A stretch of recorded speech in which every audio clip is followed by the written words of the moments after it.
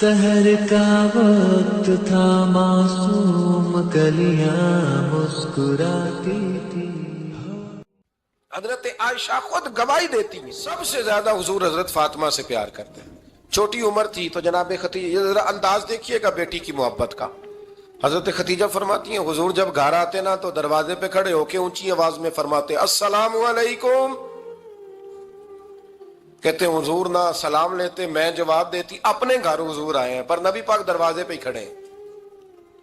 फरमाती हैं खड़े रहते हुजूर, मैं फिर थोड़ा हंसती और फिर मैं कहती फातिमा सुनती हो?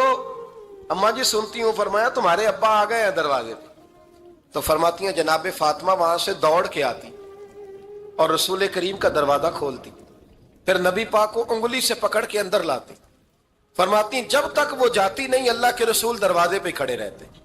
वो उंगली पकड़ के लाती, फिर रसूल करीम उन्हें गोद में बिठा लेते। फरमाते वो छोटी छोटी बातें पूछती और हुजूर उनके बड़े बड़े जवाब देते। वो छोटी छोटी बातें, बचपन की एक बात लिखी है हमारे मुहद्दिसीन ने। एक दिन छोटी उम्र में, बिल्कुल छोटी उम्र में हजरत फातिमा ने पूछा या रसूल अल्लाह मैं अपने रब को कब देखूंगी? अल्लाह अकबर, उम्र छोटी और बात बड़ी कर दी, मैं कब देखूंगी? तो हुजूर ने फरमाया फातिमा बड़ी जल्दी, रब करीम तुम्हें जन्नत में ले जाएगा और सारी जन्नती औरतों की सरदार बनाएगा और फिर मेरा रब तुझे अपना दीदार भी कराएगा।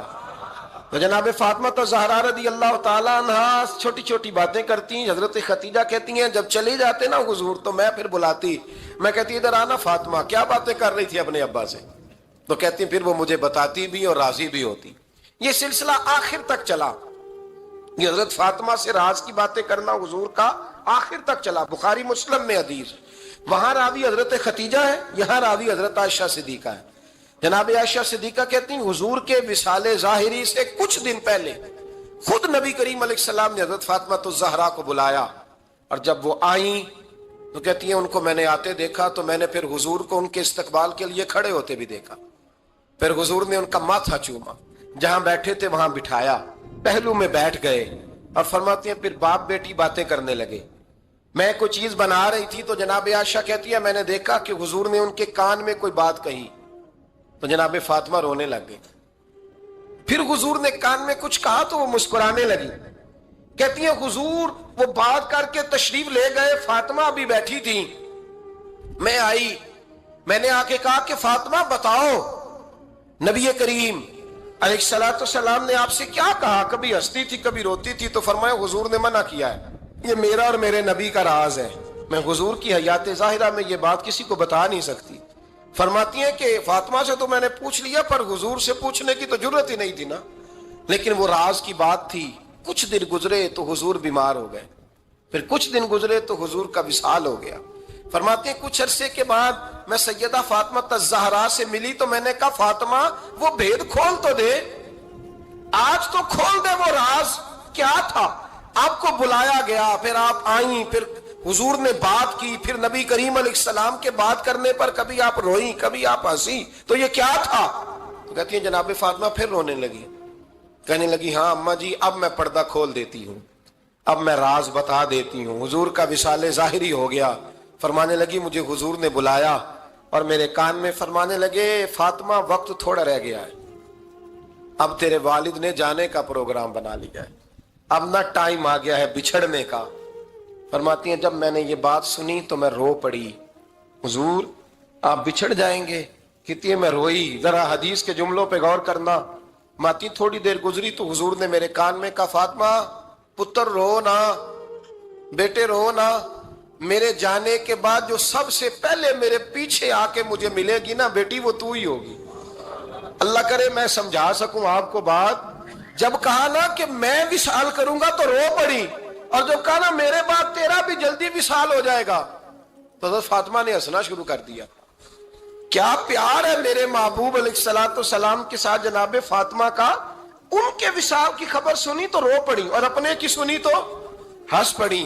और फिर हुजूर ने कहा फातिमा तुझे ये भी पता है ना कि अल्लाह तुझे जन्नती औरतों का सरदार बनाएगा, ये भी तुझे पता है? तो जनाब फातिमा तज़हरा के साथ शुरू से लेकर आखिर तक मेरे रसूल करीम अलैहिस्सलाम की मोहब्बत रही, प्यार रहा। और जनाब फातिमा का जो हुजूर से प्यार था چھوٹی سی عمر تھی حضرت فاطمہ کی جب حضرت ختیجہ وصال کر گئیں. تو کسی نے کہا فاطمہ سب سے پہلے گھر سے کب نکلنا ہوا؟ تو بخاری مسلم میں حدیث ہے، اللہ کے نبی نا بیت اللہ شریف کے سامنے سجدے میں تھے تو ابو جہل کو شرارت سوجی. شرارت، اس نے کچھ لوگوں سے کہا، عقبہ بن نبی معیط تھا، کچھ اور لوگ تھے، کہنے لگا میں ابھی رستے سے گزرا ہوں تو وہاں کسی نے اونٹ ذبح کیا ہے. تو اونٹ کی اوجڑی، آپ نے اوجڑی دیکھی ہے نا، جانور کی اوجڑی بڑی وزنی ہوتی ہے، اس میں گندگی ہوتی. اونٹ کی اوجڑی بڑی وزنی ہوتی تھی. کہنے لگا وہاں اونٹ کی اوجڑی پڑی ہے، وہ دیکھو نبی پاک معاذ اللہ سجدے میں ہے، تو معاذ اللہ ثم معاذ اللہ وہ اونٹ کی اوجڑی اٹھاؤ حضور کی گردن پہ رکھ دو. تھوڑا سا مشکل سے جمعہ پڑھنا پڑ جائے نا، اور تھوڑا سا مشکل سے پڑھانا پڑ جائے تو ہم دین کے بہت بڑے خدمت گزار بن جاتے ہیں. یہ دیکھو سجدے کتنی مشکل سے ہو رہے ہیں، یہ دیکھو سجدے کتنی مشکل سے ہو رہے ہیں، کتنی مشکل سے حضور کے سر انور پر اوجڑی رکھ دی. یہ وہ وقت ہے کہ نہ تو چچا ابو طالب ہیں جو پہنچ جاتے، نہ جناب ختیجہ ہیں جو بندوبست کرتی. تو کسی نے نا جناب ختیجہ کے دروازے کے سامنے منہ کر کے کہا کہ محبوب کے گھر والوں حضور کے سر اقدس پر اوجڑی رکھ دی ہے کسی، اور حضور سر اقدس اٹھاتے ہیں تو تکلیف محسوس کرتے ہیں. جناب فاطمہ کہتی پہلا دیہڑا تھا جب میں چہرے پہ کپڑا ڈال کے نا تو اپنے بابا کے لیے نکلی. فرماتی پہلا دن تھا، میں حرم کعبہ میں پہنچی، حضور کو سجدے میں دیکھا تو چھوٹے چھوٹے ہاتھوں سے میں نے اوجڑی نیچے گرائی. حضور بولے کچھ نہیں، نہ میں نے کوئی بات کی. میں نے حضور کی انگلی کو تھاما اور میں کنویں پہ لے آئی. حضور بھی نہیں بولے، جناب سیدہ فرماتی میں بھی نہیں بولی.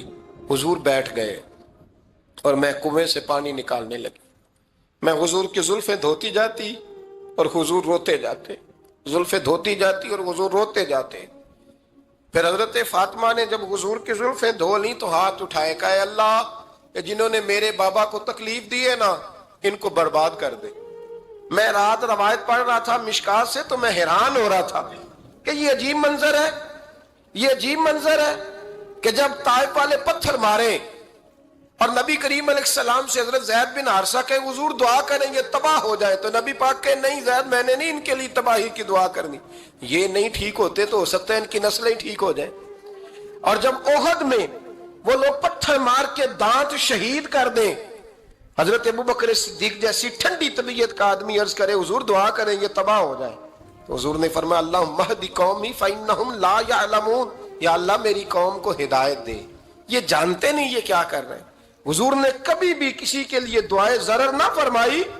لیکن آج یہ عجیب منظر ہے، شاید یہ واحد وہ وقت ہے کہ جناب فاطمہ الزہرا نے جب کہا نا کہ اے اللہ انہیں برباد کر دے جنہوں نے آج میرے والد کو تکلیف دی ہے، حضرت فاطمہ کی دعا سن کے تو حضور نے بھی ہاتھ اٹھائے، کہا اے اللہ جیسے میری بیٹی کہتی ہے نا ویسے ہی کر دے، اللہ کر دے انہیں برباد. فاطمہ جیسے کہتی ہے ویسے، اللہ کرے آپ کو سمجھ آئے میری بات کی کہ وہاں جہاں شدید تکلیف دی گئی وہاں حضور نے کسی کے لیے ایسی دعا، اور یہاں فرمایا اللہ جیسے فاطمہ کہتی ہے ویسے. اللہ اکبر. حضرت عبداللہ ابن مسعود کہتے ہیں کہ وہ دعا بھی میں نے سنی اور پھر میں نے ان سب لوگوں کو جن کے لیے جناب سیدہ نے دعا کی تھی ان سب کو پھر میں نے بدر میں کٹتے ہوئے بھی دیکھا، میں نے ان کی لاشوں پر گھوڑے چلتے ہوئے بھی دیکھے، پھر میں نے دیکھا کہ صحابہ انہیں گھسیٹ کر کنووں میں ڈال رہے تھے، میں غور سے دیکھ رہا تھا اور ان کے چہرے پہچان رہا تھا.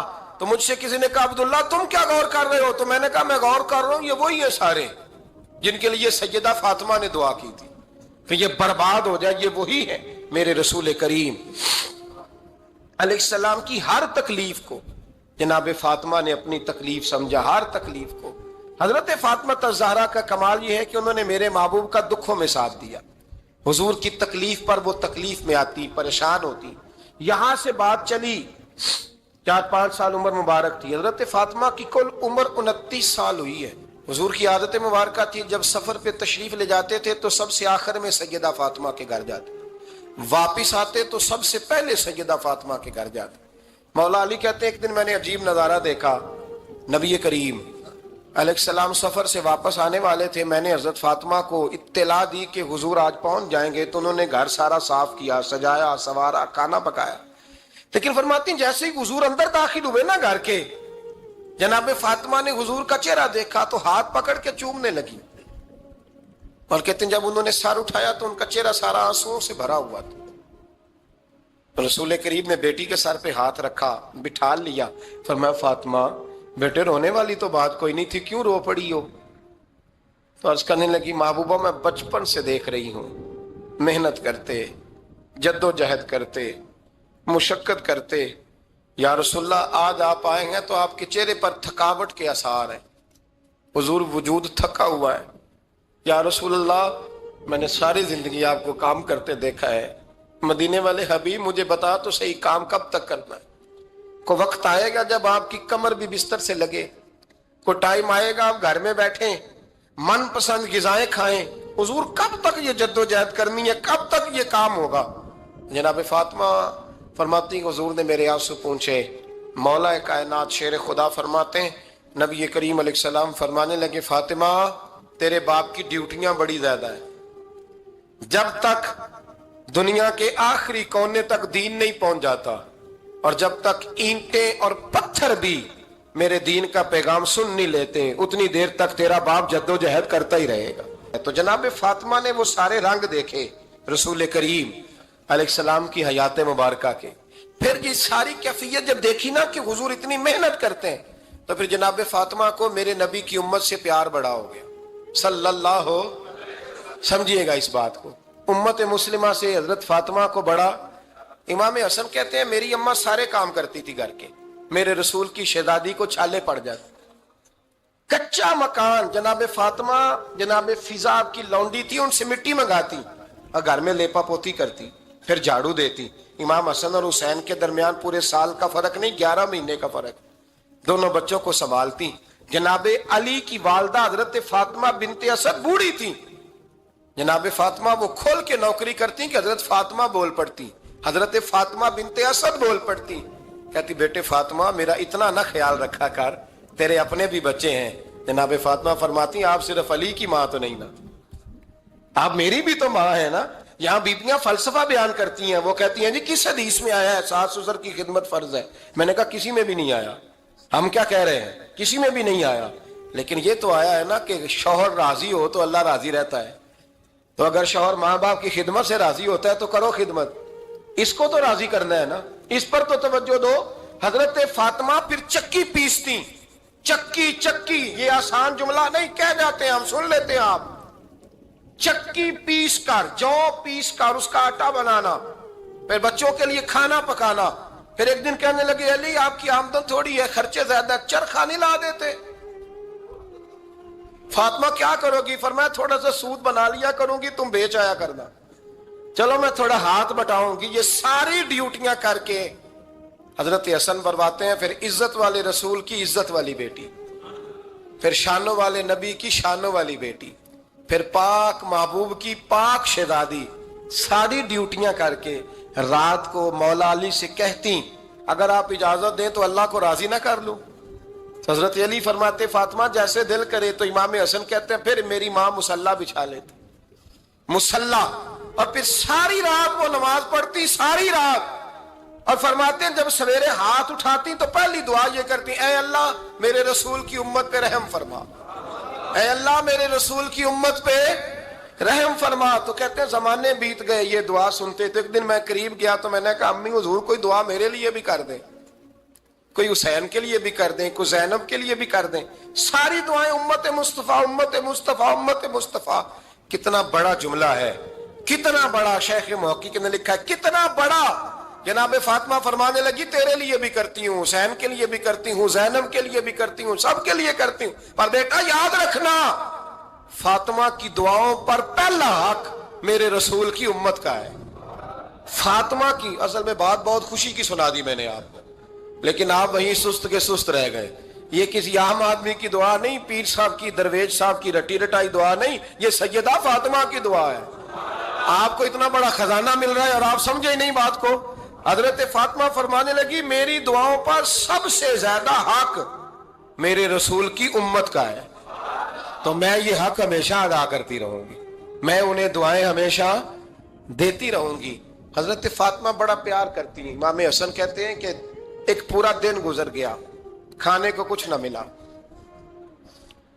اگلی شام آ گئی تو چند روٹیاں کھانے میں ملیں، جوں لائے حضرت علی، جناب فاطمہ نے پیس کے روٹی پکائی، فرماتی ہیں سب کو کھانا کھلا دیا تو اپنی روٹی آپ نے رکھ لی۔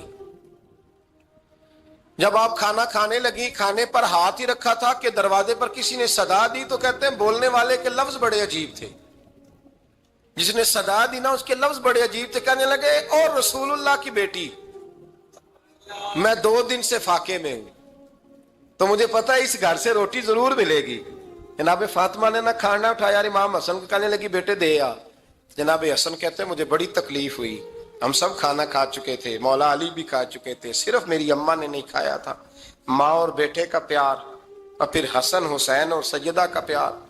فرماتے میں نے کہا اماں جی آدھی دے دیتے ہیں، آدھی آپ کھا لیں، پورا دن گزر گیا آپ فاقے سے ہیں۔ تو کہتے ہیں حضرت فاطمہ نے میرے سر پہ ہاتھ رکھا، پھر میرا ماتھا چوما، کہنے لگی بیٹا تو نے اس کی آواز نہیں نہ سنی جس نے صدا لگائی، اس نے نہ تو علی سے بات کی نہ تیرے ساتھ بات کی، اس نے تو کہا رسول اللہ کی بیٹی، تم نے صدا نہیں نہ سنی، اس کے لفظ کیا ہے، اس نے تو میرے ساتھ بات کی۔ اور پھر فرمایا بیٹے میں 1 دن سے فاقے میں ہوں، وہ 2 دن سے فاقے میں، میرا 1 دن گزارا اور ہو جائے امت کے ساتھ۔ ایک دن نا ایک نبی پاک کی بارگاہ میں شخص آیا، اس نے کلمہ پڑھا، قبیلہ بنو سلیم سے اس کا تعلق تھا۔ نبی کریم علیہ السلام نے اس کی مالی حالت پوچھی، تو عرض کرنے لگا یا رسول اللہ صلی اللہ علیہ وسلم میرے قبیلے میں 3000 لوگ ہیں اور سب سے غریب میں ہی ہوں۔ نبی کریم صلی اللہ تعالی علیہ وسلم نے فرمایا اس کی مدد کرو بھائی۔ حضرت سعد بن عبادہ اٹھے تو انہوں نے نا اس کو کہا کہ میری اونٹنی باہر کھڑی ہے تو یہاں سے اٹھ کے چل، میں اونٹنی تجھے دیتا ہوں۔ مولا علی شیر خدا اسی وقت اٹھے اور آپ نے اپنے سر سے امامہ شریف اتارا، فرمایا میں نے کل ہی خریدا ہے، یہ میں تمہیں تحفے میں دیتا ہوں۔ حضور نے نا حضرت سلمان فارسی کی ڈیوٹی لگائی، فرمایا اسے سواری بھی مل گئی، کپڑے بھی مل گئے، اس کے کھانے کا بندوبست کر، پتہ کر کس گھر میں کھانا ہے تو لا۔ حضرت سلمان فارسی کہتے ہیں میں گلی میں نکلا تو پہلی نظر میری سیدہ فاطمہ کے دروازے پہ پڑی، میں نے دستک دی، سیدہ فاطمہ اندر سے بولی کون ہے؟ میں نے کہا میں غلام سلمان فارسی۔ جناب فاطمہ تزارہ سے میں نے عرض کی ایک بندہ آیا ہے، کلمہ پڑھا ہے، اور وہ کہتا ہے 3000 آدمی میرے قبیلے میں ہے اور سب سے غریب میں ہوں۔ تو اماں جی اس کو مولا علی نے امامہ دے دیا ہے اور حضرت سعد بن عبادہ رضی اللہ تعالیٰ عنہ نے اونٹنی دے دی ہے۔ اب وہ حضرت فاطمہ فرما سکتی تھی کہ جب شیر خدا نے دے دیا ہے تو ہمارا تو حصہ پڑ گیا، تو فرمانے لگی بھائی میرے ساتھ کیا مطالبہ ہے بتاؤ جلدی کرو۔ کہا کھانا نہیں کھایا اس نے، تو آپ فرمانے لگی کھانا دیتے ہیں۔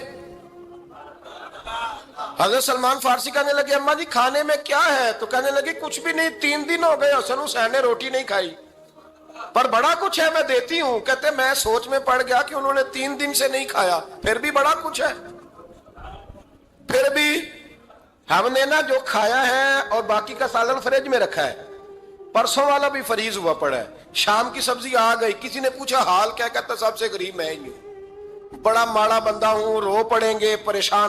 کہا بچوں نے 3 دن سے روٹی نہیں کھائی، پر سلمان بڑا دیا ہے میرے اللہ نے، بڑا کچھ ہے۔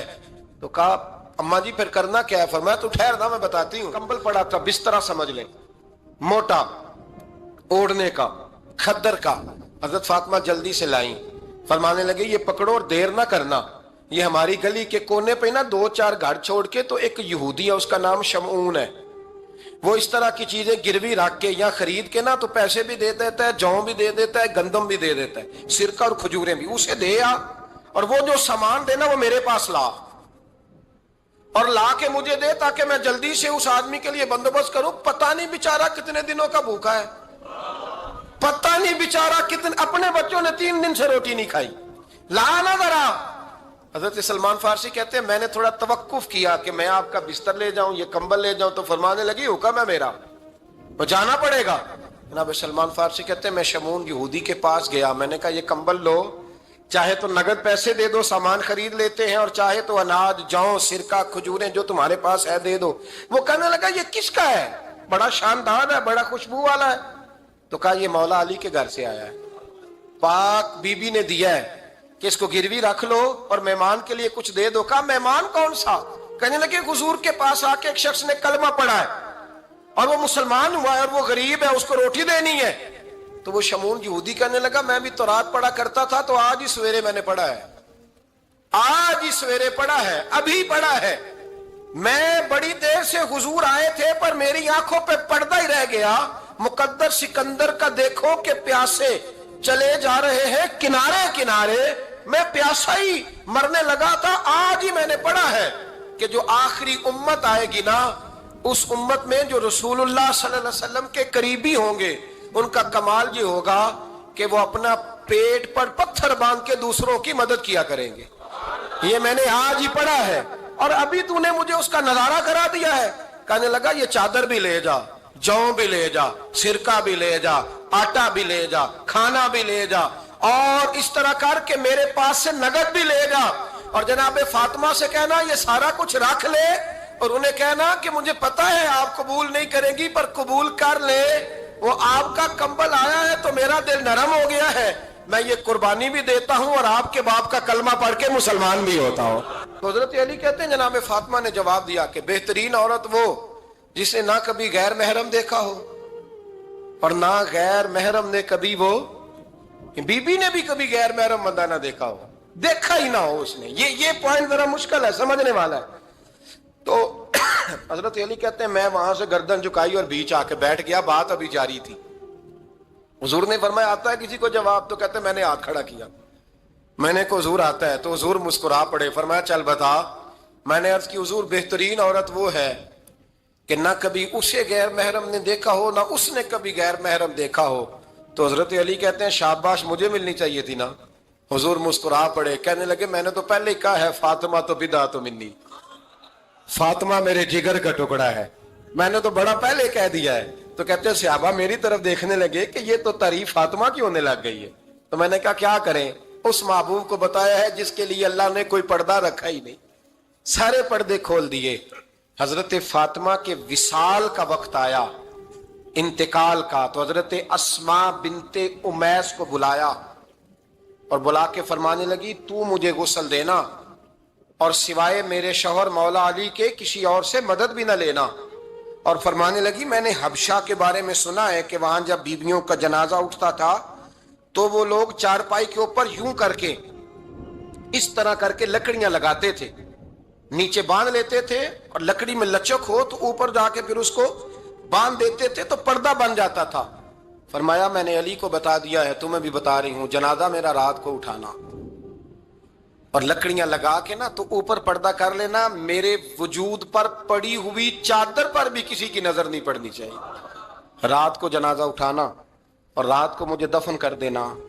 मदीना मुनव्वरा में हुजूर के विसाले ज़ाहिरी के 6 माह बाद जनाब फातिमा ज़हरा का जनाजा उठा तो मस्जिद नबवी शरीफ से एक शख्स अपनी दाढ़ी आंसुओं से भिगोता हुआ निकला। तो हजरत अबू बकर सिद्दीक ने खड़ा करके पूछा क्यों नबी पाक के चचा अब्बास रोते क्यों हो?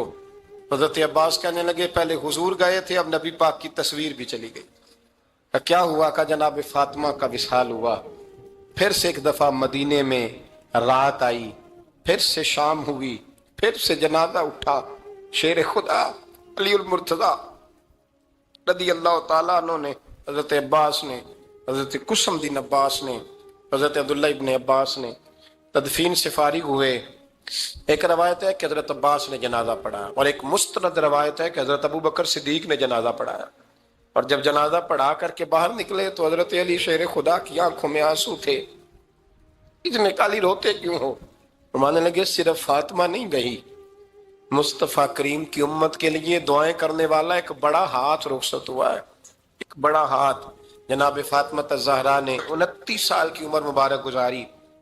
मैंने पहले भी एक दफ़ा ये मौजू बयान किया था तो मैंने बात कर दी थी, क्योंकि मैंने नहीं की, वो बात किसी और की है, करनी बड़ी ज़रूरी है। अल्लामा इकबाल कहने लगे, इसरार बेखुदी में लिखने लगे कि फातिमा जो तूने किया है वो कोई नहीं कर सकता। इकबाल कहने लगे फातिमा जब तुझे देखता हूँ ना तो तड़प उठता हूँ।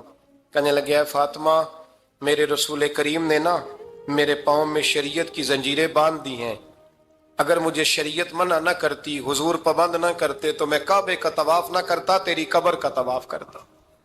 فاطمہ تو نے 29 سال میں وہ انقلاب برپا کیا، امت پر وہ رحمت کی۔ علی کے گھر کی ہیں عزت، علی سے سنتے ہیں۔ نبی کے گھر کی ہیں عزت، نبی سے سنتے ہیں۔ وہ جس نے معزز کیا گھرانے کو، حسین پال کے جس نے دیا زمانے کو۔ اور میرے اعلیٰ حضرت فرماتے ہیں سیدہ زاہدہ طیبہ طاہرہ۔ کبھی آپ اگلا فقرہ سنے نے تو بریلی کے امام نے حد کر دی، فرمانے لگے جان احمد کی راحت پہ لاکھوں سلام۔ جان احمد کہتے ہیں نبی پاک کی جو جان ہے وہ سیدہ فاطمہ ہے، اور صرف جان نہیں، یہ وہ والی حضور کی جان ہے جس سے نبی پاک سکون حاصل کرتے ہیں، راحت حاصل کرتے ہیں۔ جان احمد کی راحت پہ، اور اس کا ایک ترجمہ یہ ہے کہ نبی پاک کی جان کو سکون حضرت فاطمہ کی وجہ سے ملتا۔ جان احمد کی راحت پہ لاکھوں سلام۔ اور حضرت حسنین کریمین کا ذکر کرتے ہوئے فرماتے ہیں آب تطہیر سے جس میں پودے جمے۔ حضرت فاطمہ کے بارے میں کچھ روایتوں میں یہ آتا ہے کہ عورتوں کی طرح انہیں حیض نفاس نہیں آتا تھا، اللہ نے پاک پیدا فرمایا، اور مولا علی تو پہلے ہی پاک ہے۔ تو فرماتے ہیں یہ جو بچے ہوئے نا، یہ آب تطہیر سے جس میں پودے جمے۔